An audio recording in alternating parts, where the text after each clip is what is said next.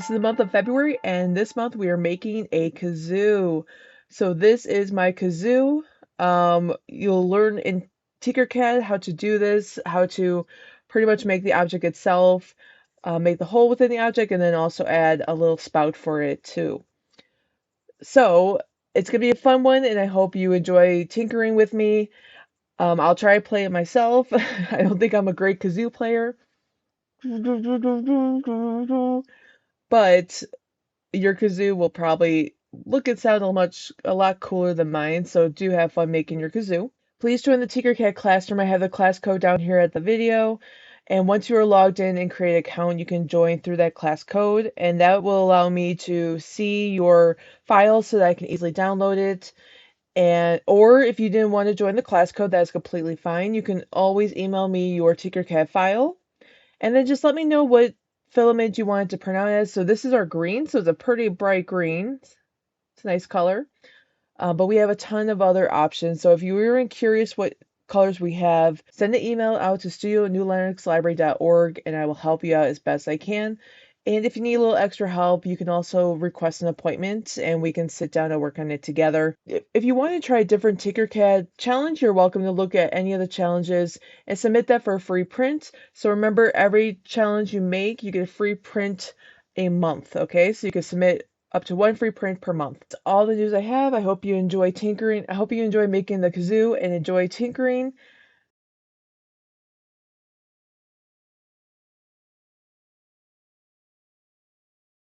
So here's the home page of my TinkerCAD, and we're going to get started with making a 3D design this time. So I'm going designs, clicking plus create in the 3D designs.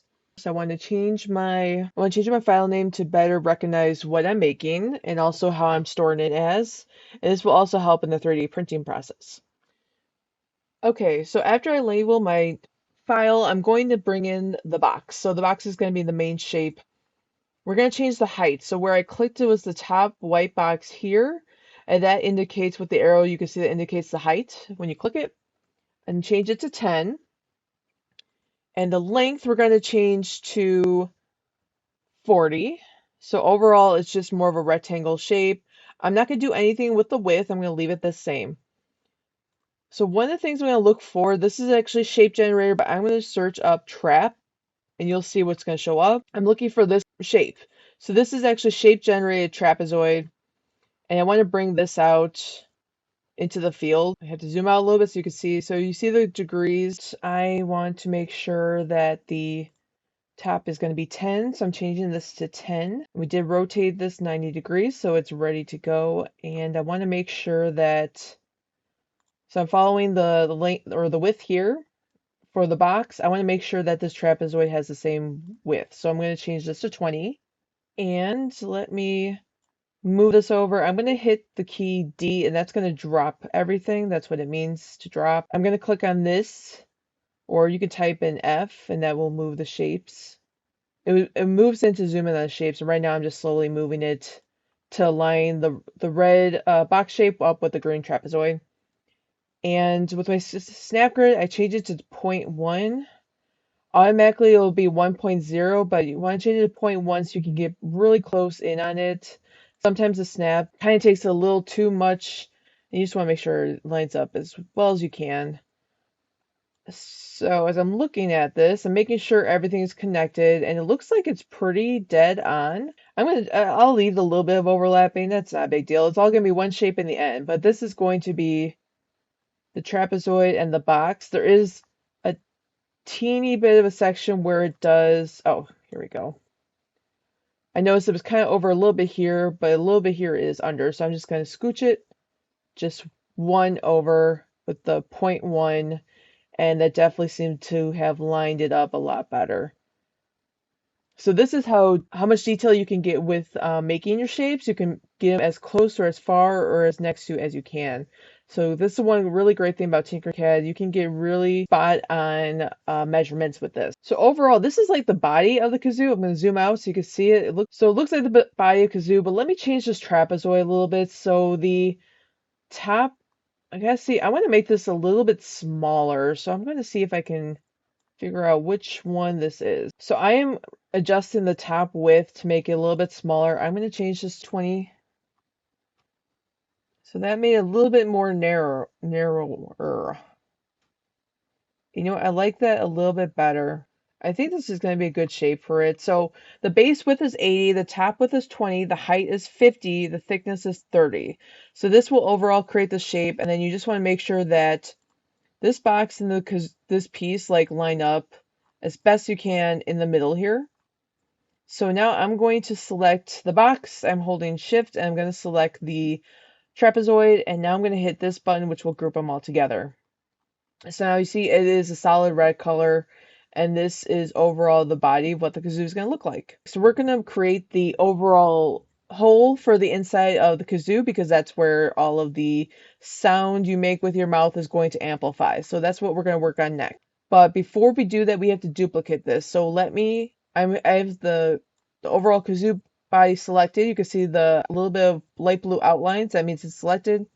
Clicking on the duplicate, and I don't know if you saw that flicker for a second, but that usually means that it duplicated. So let me click on whole, and so you can kind of see that there are in fact two pieces on there. Now here's where it's going to get this is a little harder. We have to make sure that both ends have a little extra of the hole overlapping them, because this will ensure that it will actually make a hole come through. So this is where it's going to get a little tricky. So I'm going to just pull out both the ends just a little bit. There's no direct sizing for that. So even though I pulled this out, I'm actually going to push this piece in. And what I want to do is I'm going to just make this a narrower hole as we go. So my plan is, because in kazoos, you're supposed to have a wide front from like any like down path. So I'm going to keep this sizing short. I'm not going to change the width. We're going to change the width here to 18. And then I'm going to turn it over to the front, and we're also going to change the height because we don't want the height to be equal. We're going to change it to 8. So pretty much taking both the top and the bottom down. So this should give us a millimeter, both top and bottom. Now I'm zooming in, and as I'm pulling the piece up, it is going to 1.3. So I'm going to change this to 1.0. So this should be even because both the top and the bottom, we have not changed the size of the kazoo body. I'm going to move over this piece so I have the hole selected, and I'm going to use my keys just to move it over. Right now I'm eyeballing it, trying to see if I got it pretty even. It kind of looks even. Trying to use the squares down here, and they do look like they came in pretty much halfway to both sides. Okay. All right, so this part is done. So I have the hole still selected. I'm going to hold shift, or if you want to click and make a box, you see this red box, you could do that and then group them. So this is going to make the hole happen. Okay, but now we have the problem that we don't actually have a hole through there. So now I'm going to undo for a second just to duplicate this hole again. So I still have the hole selected. I'm clicking on the duplicate. And now I'm going to go from the top view. I'm zooming out a little bit and then using my arrow keys just to push this back. Unfortunately, we can't see it, but what I'm going to do is I'm going to select the main kazoo body, the solid red, and then the hole. And now I'm going to group these two together. So you should see a hole right there. So that's the other hole. So I'm clicking off, I'm deselecting it. I'm just going to click on and make sure the hole is the only thing that's selected on the inside of this one. Now I want to make this super skinny. Right now it's 18. Let's make it a 6. So I'm taking it by half. And the reason why I want to do this is I really want to make the hole small because with the kazoo, you want a small hole to go out of the body. And now we already have half of it done. So you see I moved it back just far enough that we still want to make sure it connects to this backing. So as I have it pulled up, I'm going to push it down now. I just tapped on F to zoom in, hone in on a little bit. And actually I will change this to 8 because this is a little too narrow. I want to make it a little bit bigger. And now I'm just eyeballing, measuring, making sure this hole is as center as possible. Now to kind of test out what I did, I'm just turning this around just to make sure And I do see that it looks like it came through here. And in theory, it should have went straight through. So as long as the hole isn't hanging out anywhere all over the solid or around it, it should be good.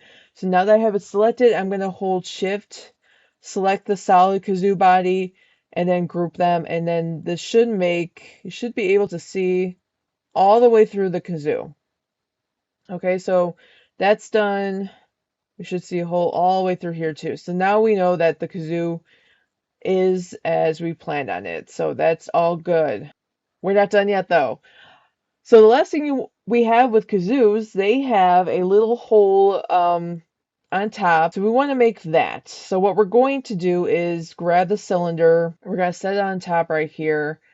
I'm pulling down the menu bar. I'm going to make sure those sides are nice and smooth. I like to bring them up just to make sure that it's as roundish as it can get. Obviously, this is a little too big for the body, so we're going to make this smaller. I'm going to change this to, let's try 10 first, see where we're at.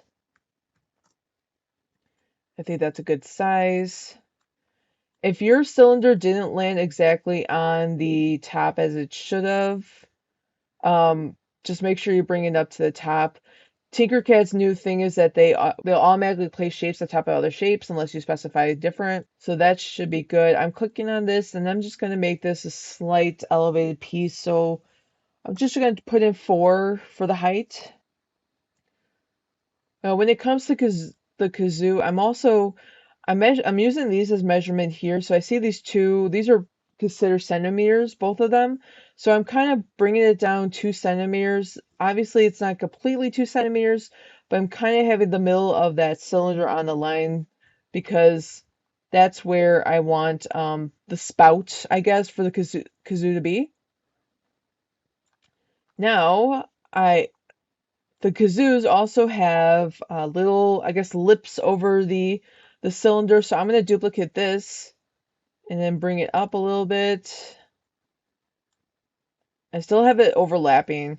So I have this as 10. So I'm going to change this to 12 and this to 12 just to give a little bit more of a lip to it. So for the purposes of just making sure I have this lined up properly, I'm changing it to a hole, but we're not going to keep it as a hole. I just want to make sure that I have it going where I want it to be because you see it kind of shifted all the way off a little bit. So I'm going to use my arrow keys to get this as centered as possible.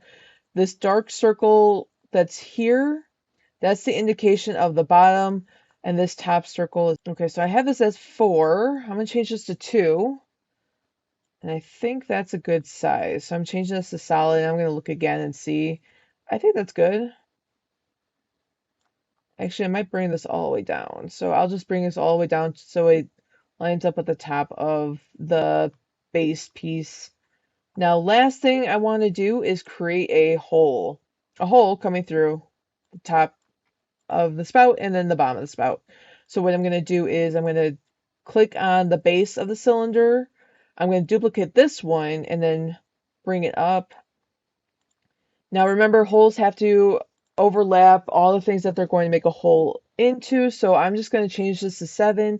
It should be long enough to go from the top to in the inside of the kazoo.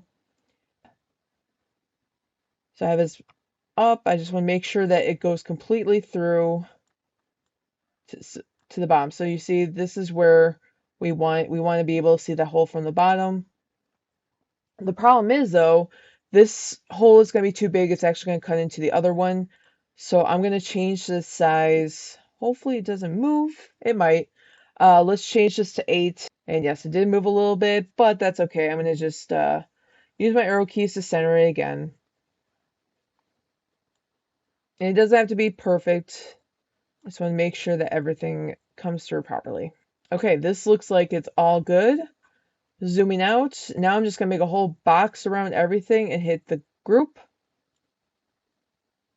And there you go. So I see the hole went through. It's hard to tell in here, but it looked like the hole went through here.